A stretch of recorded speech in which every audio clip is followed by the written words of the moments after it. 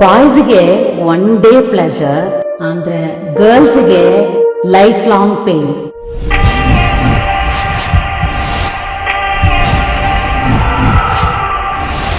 Welcome to heart speech channel.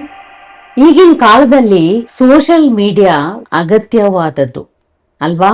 ಅದಕ್ಕೆ even 10 ವರ್ಷದ ಮಕ್ಕಳು ಸಹ ಅದನ್ನ ಬಳಸ್ತಾರೆ ಹೊತ್ತು ಅದನ್ನ ಕರೆಕ್ಟ್ ಆಗಿ ಬಳಸಕ್ಕೆ ಗೊತ್ತಾಗ್ತಾ ಇಲ್ಲ.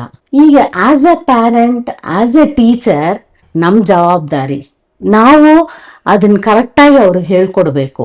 ಏನ್ ಮಾಡ್ತಾರೆ ಈ ಮಕ್ಕಳು, ಅನ್ನೋನ್ ಪರ್ಸನ್ಸ್ಗೆ ರಿಕ್ವೆಸ್ಟ್ ಕಳಿಸ್ತಾರೆ, ಫ್ರೆಂಡ್ ರಿಕ್ವೆಸ್ಟ್, ಮತ್ತೆ ಅನ್ನೋನ್ ಪರ್ಸನ್ ಇಂದ ಬರುವ ರಿಕ್ವೆಸ್ಟ್ ಗೆ ಅಕ್ಸೆಪ್ಟ್ ಮಾಡ್ತಾರೆ. ಫಸ್ಟ್ ಹಾಯ್ ಅಂತ ಶುರು ಮಾಡ್ತಾರೆ, ಸ್ಲೋ ಆಗಿ ಇಂಟಿಮೆಸಿ ಕ್ರಿಯೇಟ್ ಮಾಡ್ಕೋತಾರೆ.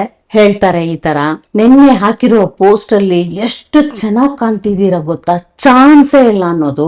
ಮತ್ತೆ ನಿನಗೋಸ್ಕರ ಈ ಲೋಕದಲ್ಲಿ ಏನ್ ಬೇಕಾದ್ರೂ ಮಾಡ್ತೀನಿ ಅಂತ ಒಂದು 50 ರೂಪಾಯಿ ಸಂಪಾದನೆ ಮಾಡೋಕ್ಕೂ ಬರಲ್ಲ, ಬಟ್ ಈ ಮಾತು. ಮತ್ತೆ ಈ ಲೋಕದಲ್ಲಿ ಬೇರೆ ಯಾರು ಬೇಡ, ಈವನ್ ತಾಯಿ ತಂದೆನೂ ಬೇಡ, ನೀನ್ ಒಬ್ಳೇ ಸಾಕು ಅಂತ ಹೇಳೋದು. ಇಂಥ ಮಾತುಗಳಲ್ಲಿ ಹೆಣ್ಮಕ್ಳು ಫ್ಲಾಟ್ ಆಗ್ತಾರೆ. ನೋ, ಅವ್ರು ತುಂಬಾ ಸ್ಟ್ರಾಂಗ್ ಆಗಿರ್ಬೇಕು. ಇಂಥ ಮಾತುಗಳಲ್ಲಿ ಫ್ಲಾಟ್ ಆಗಿ ಟ್ರಾಪ್ ಆಗ್ತಾರೆ. ತುಂಬಾ ಸ್ಟ್ರಾಂಗ್ ಆಗಿ ಇದನ್ನೆಲ್ಲ, ಈವನ್ ಈ ತರ ಎಲ್ಲ ಬಂದ್ರೇನು ಇದನ್ನೆಲ್ಲ ಕಿವಿಗೆ ಹಾಕ್ಸ್ಕೊಂಡಿರ ಸ್ಟ್ರಾಂಗ್ ಆಗಿರ್ಬೇಕು. ಇದು ಹೇಗೆ ಅಂದ್ರೆ, ಈ ಸಿಂಹ ಇದೆ ಅಲ್ವಾ, ಅದರದ್ದು ಕತ್ತು ಸುತ್ತಲೂ ಹೇರ್ ಇರುತ್ತದೆ. ಅದು ಏನಕ್ಕೆ ಅಂದ್ರೆ to attract female partners.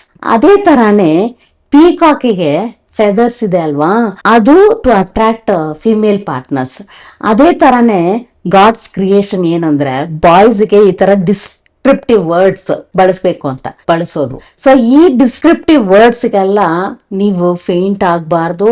You should not fall as a prey. Girls ಹುಷಾರಾಗಿರಿ, ಸೋಷಿಯಲ್ ಮೀಡಿಯಾ ಅನ್ನೋದನ್ನೇ ಸರಿಯಾಗಿ ಉಪಯೋಗಿಸಿ. ಬಟ್ ನಿಮ್ ಮೈಂಡ್ ತುಂಬಾ ಸ್ಟ್ರಾಂಗ್ ಆಗಿರ್ಬೇಕು, ಯೋಚನೆ ಮಾಡಿ.